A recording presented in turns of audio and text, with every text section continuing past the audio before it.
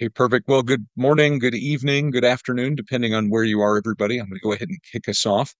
I'm Clint Kendrick. I'm chair of the HR M&A Roundtable, and I'm excited to bring you what I think is going to be a really great conversation about the art of leadership in M&A. And we have specific focus in today's meeting on what's going on in the M&A landscape in India and some of the best practices there.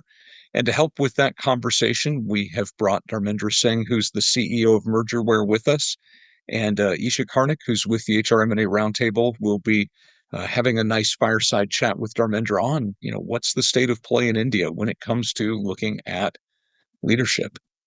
So for those of you that have never been to an HRM&A Roundtable meeting, we really exist for three reasons. The first is to help you network with experienced M&A professionals. The second is to help you learn about emerging trends and proven practices.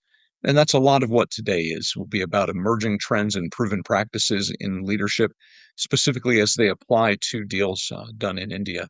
And then finally, give you some people with whom you can validate your ideas and plan for deal success. We have a really fantastic network of folks who are more than happy to help out, giving their opinions, giving their thoughts, sharing their experiences, all with the goal of helping you and your companies do better M&A. So some upcoming roundtables, these will be 2 hours different than where we are right now for most of them, but we've got a few other events in here. So first is we have the People's Synergy Summit coming up April 8th and 9th. And in just a couple minutes, I'm actually going to drop a free link for folks that are here at the session. Dharmendra and Mergerware are our sponsors, are one of our sponsors, and they've very generously provided for guest passes for folks that show up at the live session. So just as Dharmendra's way of saying thank you, and Dharmendra, thank you for being so generous there. So that is April 8th and 9th, and that'll start at 10 a.m. Central Time, which I know is quite late for folks in India, but go ahead and register anyway because those recordings will be available. And if there are sessions that you really want to catch, but you won't be awake for them, go ahead and register anyway. You can check out the recordings. If you happen to be in Houston, Texas, April 14th, I'll actually be in town that day hosting a happy hour. I'm going to be there for an HR M&A meeting for another organization and figured I would get some of my friends. I've got quite a few that live in Houston, and we'll just have an opportunity to mix and mingle. And then on May 14th, we're back to our regular roundtable sessions. That'll be at 10 a.m. Central. We're going to be talking about managing employee concerns during M&A, turning resistance into resilience. I'll be leading that session. And then in June, we're going to be talking about communication in mergers and acquisitions. So a lot of great opportunities coming up. Finally, if you're looking for training, again, this will be quite late for folks in India, but starting April 28th, we have our Mastering Retention in M&A, or Preserving the Value of Human Capital, and that'll be led by Lynette Buitt. This is based on the model that was put together in the book that I wrote on mergers and acquisitions, due diligence, and cultural integration. So it really uses a proven system to help you retain your key talent. So check that out. So without further ado, I'm going to take us into our program this morning, Building a Shared Future, the Art of Leadership in M&A. Again, that'll be Dharmendra and Isha. And for those of you that are not familiar with Dharmendra and the work that he does with Mergerware, it really is a fantastic end-to-end M&A platform. It's cloud-based, and it is from a team that has a lot of experience doing work in the M&A space. So without further ado, Isha, I'm going to go ahead and turn it over to you to talk about what's going on with M&A in India. Thank you, Clint, for this lovely introduction. Hello, everybody. Thank you for being here. Before we jump into our most awaited fire chat with our guest speaker, Mr. Dharmendra Singh, I would like to present some data and introduce the topic. As we can see the numbers on the screen, India's M&A landscape is thriving. Deals values have jumped 66% in just the first 9 months of 2024. And the total deal value of that year was approximately 109 billion. But here's the real challenge. Studies show that up to 90% of deals don't deliver the expected value, and leadership misalignment is often to blame.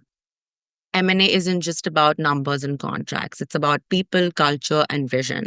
So today, as we talk about building a shared future, the art of leadership in M&A, let's dive into what makes leadership the real game changer and making a deal truly successful. I'm going to pass it over to our guest speaker, Mr. Dharmendra Singh, and let him introduce himself. Hi, thank you, Visa, for giving the background what is happening in India. So thanks. I think as you rightly said that most of deal 90% deal fail. So I think that is a reality not only in India around the world. So I can give my introduction a bit to the audience. So my name is Dharmendra Singh, and I'm CEO of Emergeware, a firm basically which is leading M&A digitalization journey. So I've been, in my past career, I spent several years in doing large M&A integration and deal closure, type of activity. Very complex integration I mean. And that really, the reason of 90% deal failure is people issues, integration issue, and that's how we build merger with our vision is give this team a tool which allow them to make sure that most of the activity people are doing in very collaborative way, in very systematic way, and very repetitive way, so that they don't miss the important part. So Modular is not a just technology platform, but embeds M&A best practices for the company who are trying to, focus on integration, focus on deal creation, and focus on making sure that we don't really go to the 90% deal failure rate. So that's about me. Yeah, how would you say that a platform like Mojoware has transformed traditional M&A practices? Right. So if you look at traditional M&A is I did lots of integration and even a deal execution. Primarily, they were very manual, right? People are disconnected because most of the time deals are mainly cross border. People are having their own way of doing M&A, right? What Merger is doing is bringing all the best practices, technology, the process, people together, right? So what we are doing is whatever process you have, you digitize it to make sure that it is more collaborative. Everybody have access to wherever they are, and the information is correct and live. Now, most of the time, what happens when I was, working in M&A team, I might work on multiple deals, right? Or my team is working on multiple deals. For me to get all information together, make sure that all the teams who are working across different deals, they are properly aligned with the vision of why we are acquiring this company, right? These are really very, very time consuming. Lots of time goes on changing people to make things done. A merger platform or any digital M&A platform is really allowing this all silos to make sure that people are more connected. People have the same, transparency at all the levels. So suppose I am the head of M&A, I don't have to go and change people to make sure I get the right information at the right time. I can just log in the tool. I can see my dashboard. I can see what is happening, how I can support. Suppose I'm head of M&A. I don't know where I can support my team because my vision is not just buying a company, but integrate and create a value out of the company. That will only happen with I do integration better. That will only happen when I, break the silos and make team work together. So these are the, very high level, I'm just giving, there are many other things, but these are the top thing which, Modular help people to do that. And that is the great value add to the team. And I think that was my vision. If I was doing M&A integration, I came across all these problems. I'm trying to solve through Modular. Well, thank you so much for sharing your insights. Um, how would you say leadership alignment influences the success of a M&A deal, particularly in an Indian context? Right. So I'll tell more about Indian context, but in broader way, if you look at leadership alignment is the first step towards any deal execution, right? If leadership is not aligned, I think you are going to miss, right? And most of the time we have seen is leadership alignment doesn't start very early, right? Maybe we have some assumption. Lots of things happen while you are still evaluating the opportunity, which company to go for acquisition. There are lots of data points are missing, right? So you take decision based on certain inputs, some market dynamics, whatever you have. So leadership alignment is more important while you are starting the deal. Because if two mind, if you are like if you are buying a company, it means two people are coming together to make one, right? And both leaders are driving this company. If these leaders are not aligned, then all the deal execution, the vision of M&A, why they have to acquire, what is the their concern which they are trying to solve, that get missed. And then once they are not aligned, further communication within the organization also is going to be affected. That's why the first step, leadership alignment is must. When we go further in the process of acquisitions, there are many places where we need very strong leadership, right? Like the people who are going to take decision, the deal sponsor who is signing the check to buy the company, right? He have to be assigned. Then he also aligned the team who is going to do the acquisition integration. Now, how we'll do it? So many times what happens, I have seen, and that's the major reason of failure of the deal is that leadership is not very aligned. There is no leader really assigned to lead the integration. So what happens? The real value of the deal you are going to lose if you don't do the integration right. So early involvement of the company you are acquiring, their leadership should be get involved with you from day one. These are the basic thing I'm saying. There are leadership we can talk about one day. It will not get over. But the key point is leadership alignment from day one, when you are still thinking to acquire the company. From that time till integration is fully complete, it should be very well aligned. Because it comes communication, effect like how you are communicating to your employees, your partners, your customers, right? This is going to be very different. If leadership not aligned, then you cannot plan things. So Correct. whenever we are acquiring company, it's more togetherness. Like both company have to work together as a team to achieve the common goal of M&A. Why you are acquiring? So just doesn't have to happen. Absolutely, absolutely. Could you share a case in your experience where leadership played a important role in the success or failure, or you can give both examples in an M&A deal?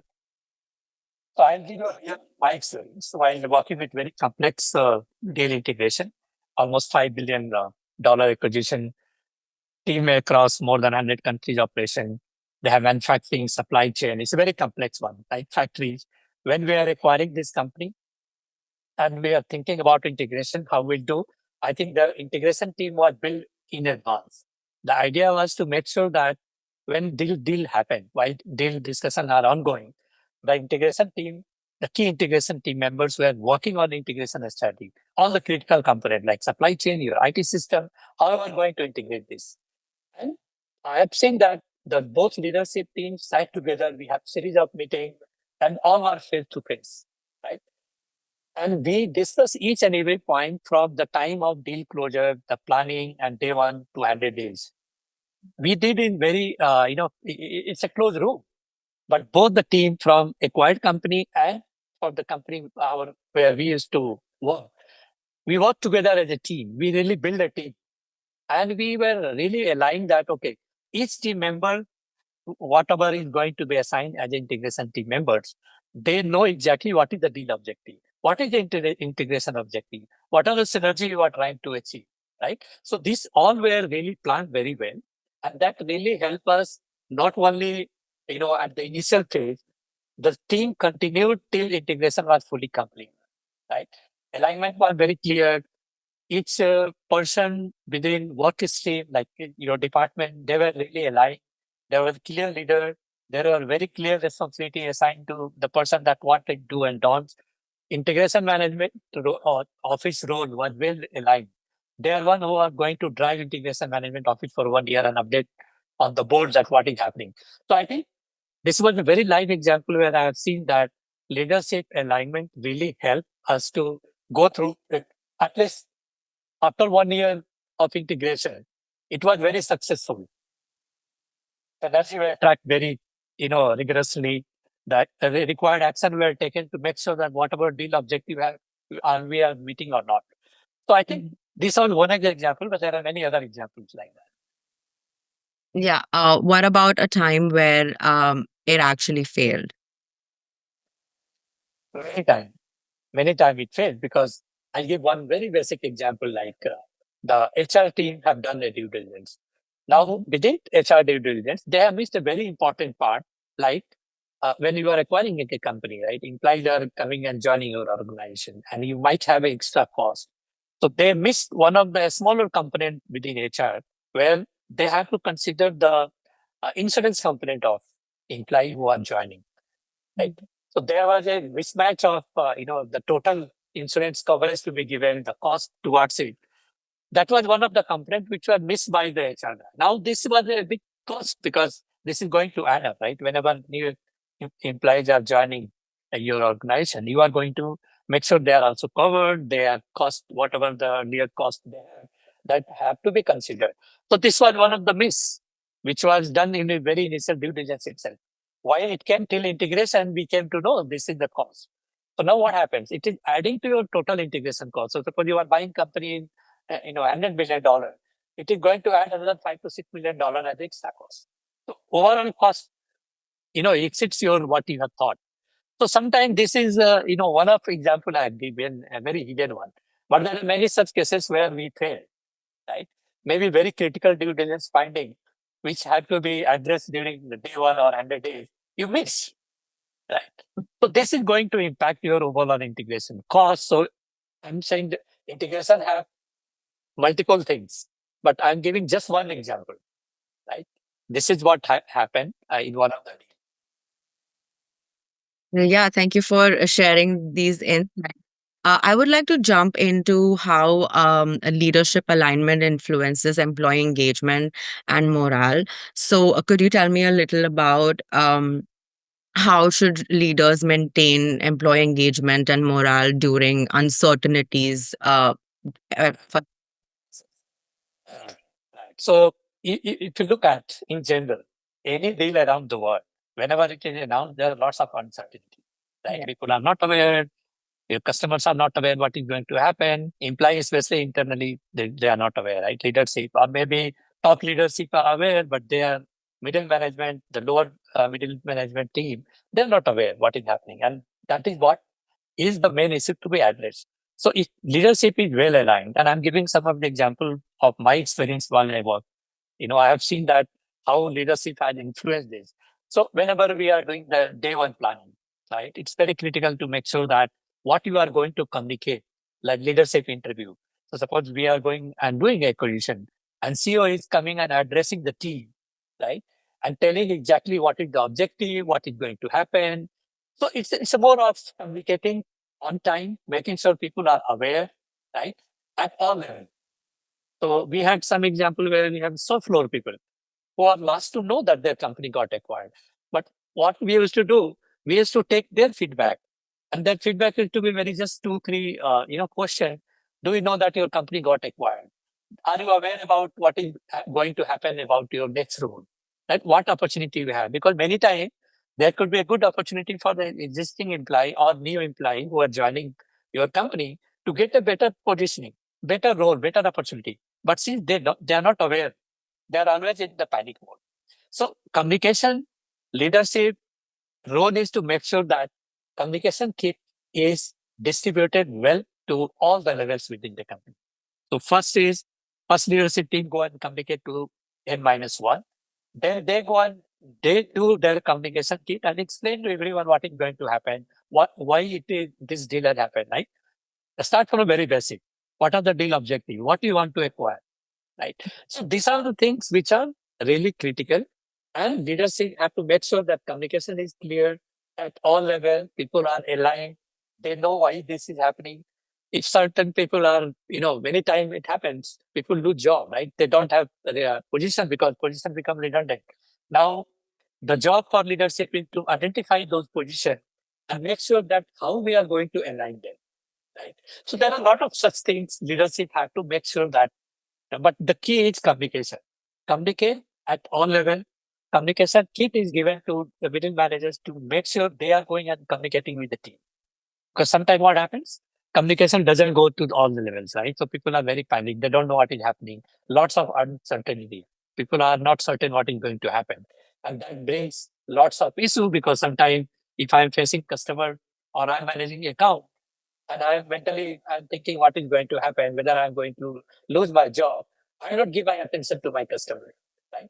So why to do that? So this is what leadership have to do is communicate, communicate, and communicate at all levels with where proper reasoning, there's a good content, there is a CEO interview happens, right? CEO gives an interview that should be broadcasted. Town hall is one of the example where we do, right? So these are the things which I'm saying that it's not the full list, but they are critical. Well, yeah, you mentioned that communication is really important, but there are some intricate details during that take place during the deals that leaders don't usually share with their employees because they can't share due to some contracts. How would you suggest that leaders prepare themselves for these evolving dynamics during an acquisition? Right. So that's what I'm saying. There could be certain things which is not important to communicate because doesn't make relevant. Now implies, for example, if they know that this acquisition is going to bring value to the company, going to give value to them itself, right? They will not be in the panic mode, right? So the communication kit, I'm saying that if the middle managers have to go and distribute to their team, they should have the same content. They should have the same set of information. It should be available to them for people to go and read it, right? So I think avoid things which are critical and you think that it is not important, but make the relevant information. Make sure that communication kit. So what to like internal communication, and external communication. These are two important components. This should be led by, what is team leader to make sure they go and define that if I'm a sales guy, if I'm going to talk to customer, I don't go and talk something. I have a kit. I know that this is what I have to take. And it should be consistent across all the customers. So so we have to empower those guys that they go and distribute the right set of information. So what is important for leadership team who is driving internal communication and external communication? To create a kit, create a proper communication, align everything, and distribute to the team so that everybody have the same sort of information. It should not happen that I go and communicate something to my team and some other person comes and communicates something different. Same thing applies to customers, your partners maybe, right? The pricing could change, but that have to be communicated. So communication is the key. How you are distributing, that is more important. What and when you are going to distribute this information is all a critical component of it, right? And they are only important. If you do those basic right, I think things will be much better. Those were some interesting points that you shared. I would like to move on and talk a little bit about private equity and P firms. Um, with private equity playing a significant role in Indian M&A, how do you see PE firms influence leadership transitions during acquisitions? Right. So you know that private equity, whenever they are looking at benefits, how faster we can do, how we can optimize the cost, how we can make sure that the company, whatever vision we are able to achieve faster. What they do is they try to accelerate it. How they can accelerate? There are many ways to do it. Maybe they think that okay, this team cannot drive it. They will bring the team who are experienced. They have done right. They have proven that they can do. They will replace the team. They make sure those people who can drive faster, they will bring those teams and make sure they do it. Similarly, they will also focus on cost optimization, right? How we can optimize the cost. There are some repetitive, deals they're doing. Some of the best practices what they use, they want to make sure that people use it. Instead of experimenting the same thing again and again, they will focus on more on optimization, saving the cost, making sure that overall cost is managed. If required, then new leadership can be brought in who can bring this in. So for them, the decision should be faster, right? And major focus is how to optimize. And I think that optimization is very important. Operationalize. Those are also important, right? That your overall operation should run smoothly without any problem. So what are the changes we have to bring? So that dynamics they have to bring faster. So I think the biggest change we will see on them is they are very actively working on how to optimize, how to make sure that operational activities are not affected and it's very smooth, right? Any transition we are doing that is also very smooth. We make it fast decisions. and making sure that right set of people are available to the right job. Because sometimes we have seen that we don't have an integration manager who is going to lead the integration. And deal is already now close, but there's nobody to start the integration. And sometimes after deal 1 year, there is no integration team to do that. This will not happen. Private equity have to make sure that they have the right set of people. They will bring new set of people who can drive this. Right? So that is the big change, and I think that is good. We have to make sure that our goals should be on growing, preserving the value of the company we are acquiring, preserving the stakeholder, mandate, whatever we have. The guy who is sponsoring the deal, right? If I'm sponsoring a deal to go and acquire a company, then I'm also making you responsible to make sure that whatever deal objective you set up at the beginning during the business plan presentation, you are going to achieve. And I'm going to track this. So unless until you make this process very strict and very transparent, making sure that everybody is accountable, it's not going to work. And that is the reason private equity guys are more focused on making sure that things happen on time, things happen operational wise. If leadership changes need to be brought in, bring the right set of people, give them a mandate to go and deliver, and then deliver. So that is the one, I think, couple of points I gave, what I thought would be more important for the audience. Yeah, that's great. And what would you say are some unique challenges when integrating leadership under a private equity ownership? So basically, there are a couple of challenges which companies face. Generally, when private equity are trying to bring new people, of course, there is lots of reluctance, right? The inside people being replaced, bringing the new guy.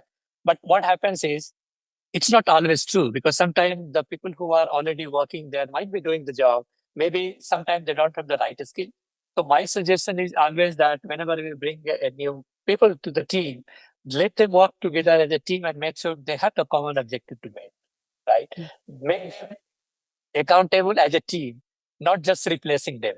Right. So one challenge I have seen is many times, sometimes even they bring the new people, they might not have the clear experience. They might not be able to do the same job what internal people can do, because the guy who was internally working for company for several years, they have know the company culture. They know exactly what is happening. Right. So that approach will be much better with support of external guy instead of replacing everything and bringing a new guy. That is an extreme. If there is extreme, there is nobody, or maybe the current existing team is not capable of, they don't have a skill to do that. That time it works. But if there is a team, I think private equity also they bring the new set of people and make a super team who is going to do the, operationalize it faster, making sure whatever they want to achieve, they get it faster than what they anticipate. So it's not a challenge, I will say. Sometimes it is challenge because people are, thinking in a different way. But for me, it's more a value add if I'm not able to deliver the integration value, right, or the daily value, then I need somebody to support. So I think bringing from outside with the right skill, with the existing people, if we are able to develop those capability and do deal faster and accelerate, I think that will be the value add. I think that approach works very well. Well, thank you so much for sharing your insights on this question. So, looking forward, what trends do you foresee in the Indian M&A landscape, especially concerning leadership roles? Right. So basically, in India, especially, because we work with customers around the world, around the globe, we have big companies, big enterprise we work, and at least we know that they are very serious about integration. Right. In India, I think integration people are doing, but it is not a mandate. There is not a defined team across a company who are driving. It's always like part time. People are coming, doing something and doing. I think awareness of integration, the value creation have to be increased as the number of opportunity we have, the number of deal volume you showed me in your first slide. But still, if you see 90% deal fail, uh, that is the global data, it's including India. It means integration is still a big challenge, and the leadership necessarily have to focus on integration. They should focus on that. If you are going to do acquisition, are you having the right skill to do integration? or you take help from somebody who can help you to do that, right? So that awareness and focus and the leadership mandate to make sure that integration have to happen. There should be team. They have the process. They have the right capability to do the integration. That is it. And that's what we have to improve. And we do a lot of meeting with different CEO. We talk to them that how we are going to do the integration. We realize that they are not integration ready. Many customers we meet, they have a team, but they are all working part time. Like they have full time job, they are coming and doing something.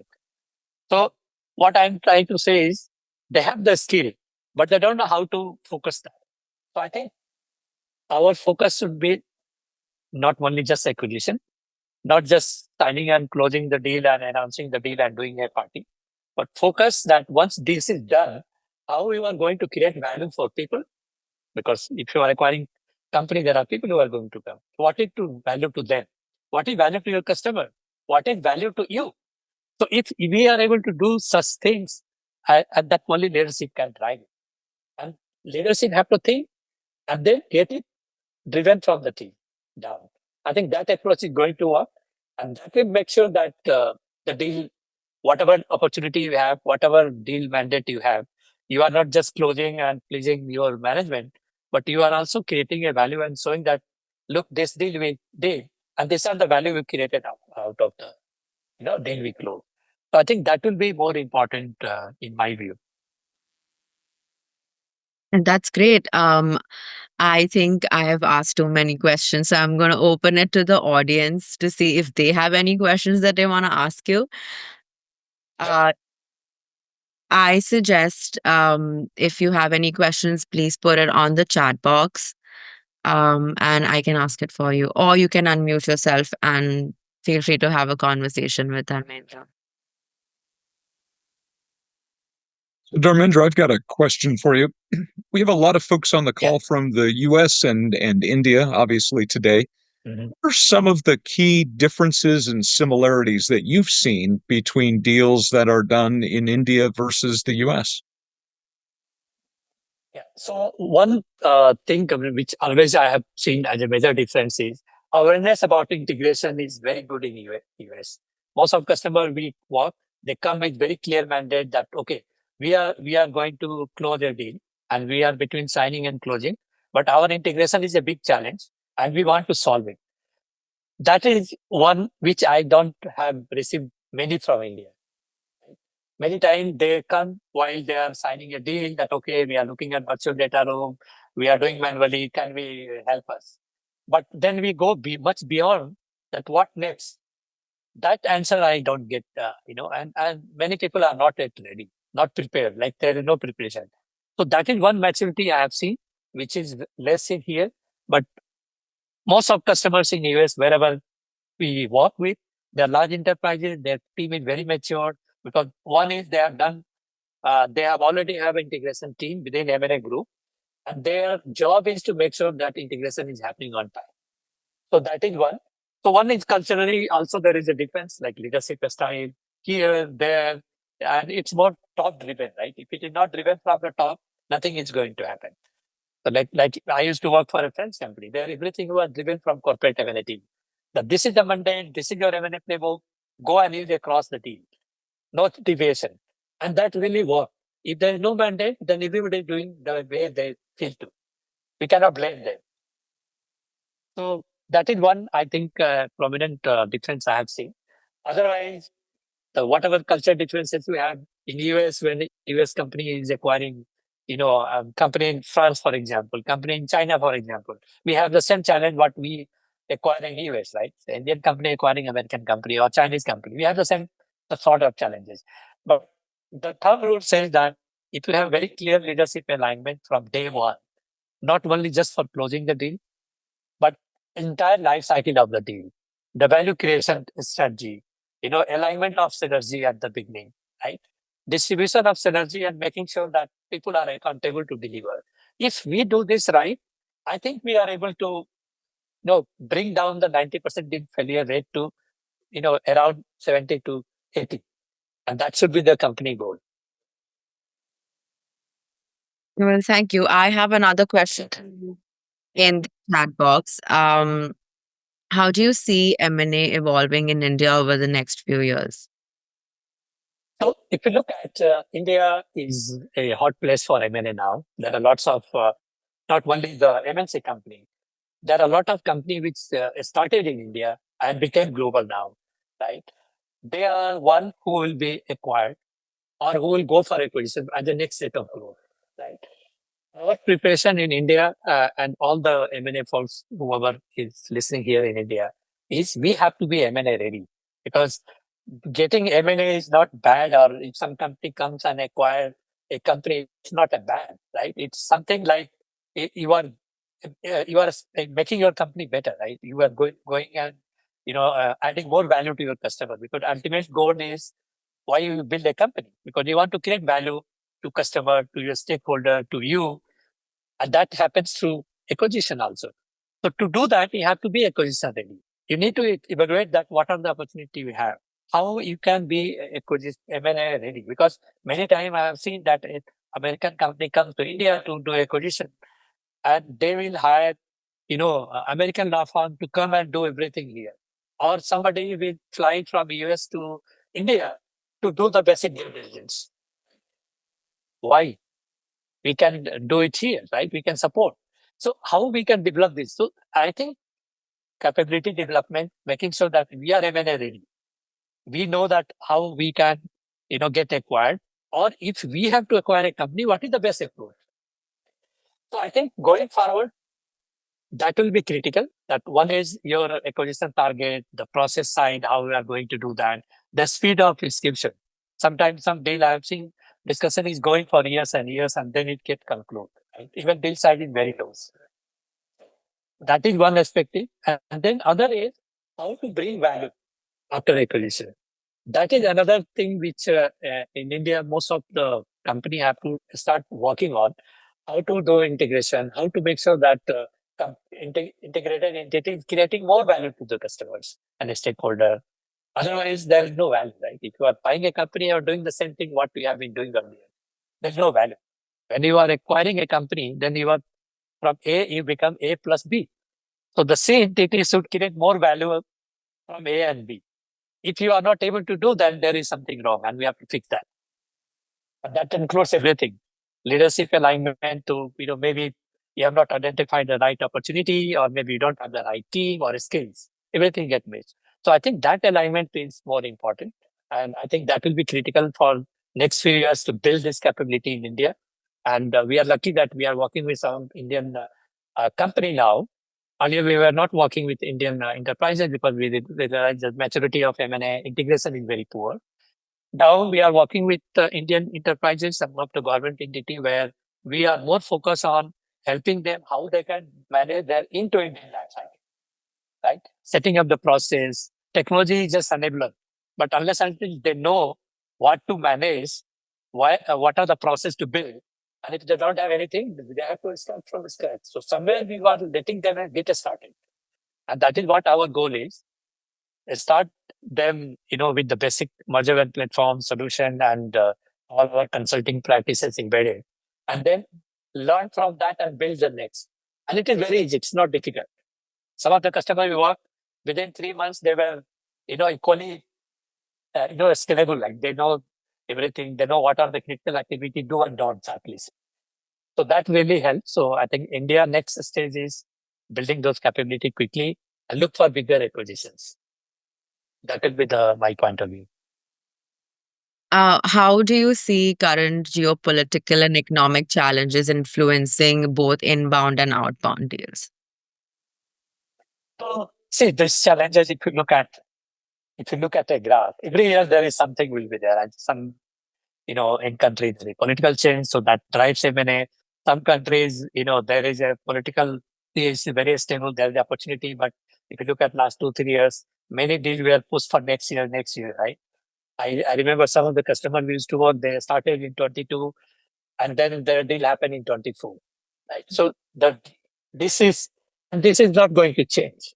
Every year we will see this something and other thing will either market is not stable, so company are not really ready to invest.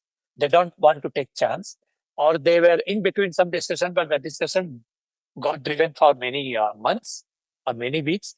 So that also too. But the theme of M&A is not going to change. The company have to grow through acquisition. I think this is the best way to, really create value. I see if I close my eye, know that 5, 6 company in similar space, but they can join hands together and become bigger entity. Right?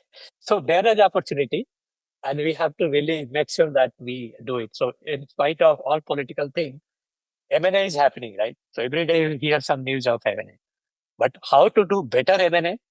That is the question, and that's what our focus is. And that's how we, as a company, we help all enterprises around the world.